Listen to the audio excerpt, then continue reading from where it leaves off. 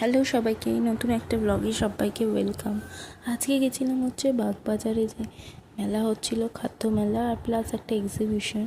তো সেখানেই আমরা চলে গেছিলাম। প্রথমেই গিয়ে আমরা একটু এক্সিবিশনটা ঘুরে নিচ্ছিলাম।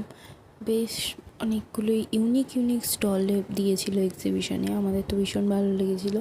ওখান থেকে কিছু ঠাকুরের গয়না কিনেছিলাম, তারপর চলে এসেছিলাম খাদ্য মেলায়।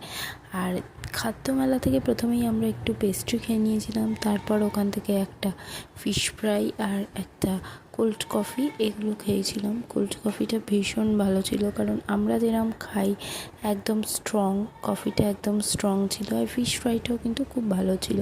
ফিশ ফ্রাইতে কিন্তু মাছের কোয়ান্টিটিটা অনেকটাই ছিল, আমরা ভেঙে দেখাচ্ছি। ভীষণ ভালো ছিল আর ফ্রেশ ছিল, মাছটা কিন্তু খুবই ফ্রেশ ছিল। তো ফিশ ফ্রাইটায় অফার চলছিল, 80 টাকা নিয়েছিল।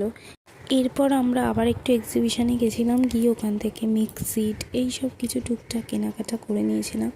এরপর আমরা আবার এসেছিলাম খাদ্যমেলা, ওখান থেকে নিয়েছিলাম হচ্ছে ওই গন্ধরাজ মকটেল আর তার সাথে হচ্ছে চিজ বল। এইটাও খেতে বেশ ভালো ছিল। গন্ধরাজ মকটেলটা কিন্তু ভীষণ ফ্রেশ ছিল, রিফ্রেশিং আর কি।